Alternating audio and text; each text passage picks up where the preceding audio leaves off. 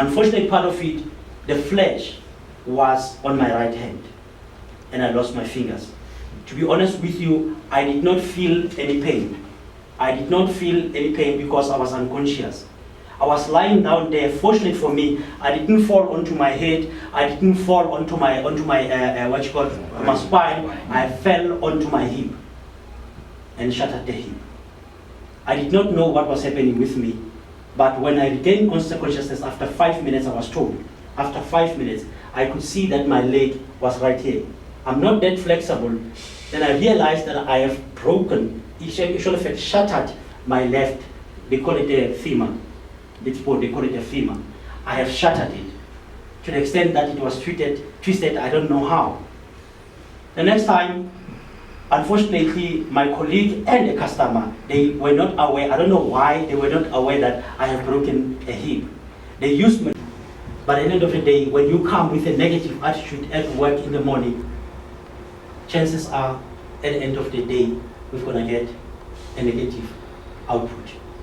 But chances are, again, if you've got a positive attitude, irrespective of the challenges that you are having within the plant, be it personal, be it work-related, be it safety-wise, we still have to come back to our families at the end of the shift.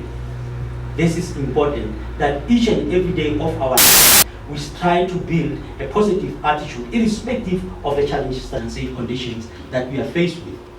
So obviously it will be tilted. The manager will say, we need this much production today because we've got clients out there, we've got customers out there. Unfortunately, part of it, we tend to forget the other link of this company, which is safety. And it is important that we have to take safety.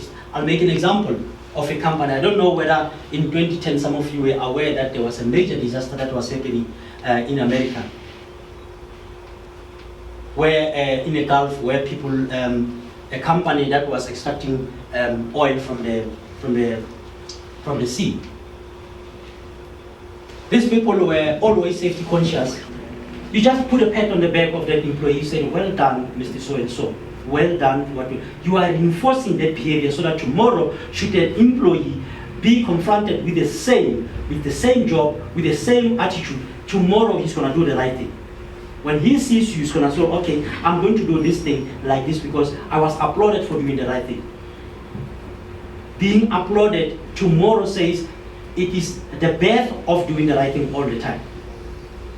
But sometimes, to my family, safe without any injury.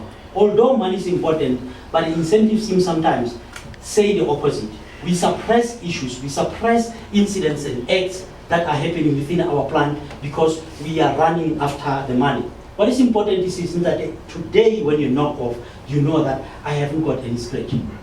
That is important to me. The incentive might be important to me. And I always say, why don't you give me an incentive when I reported an incident or an act that could cause an injury to someone or damage to property?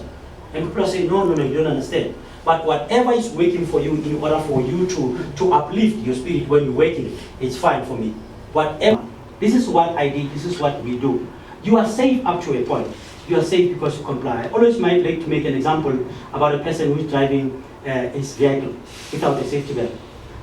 You drive your vehicle, and at the end of the day, you see a traffic cop coming, or you see there's a traffic cop. What do? You just try it. You just try it. At that moment, you comply. You can use your safety belt. You comply for that duration while you see the traffic officer. But what you do after that, you take it out. It's natural.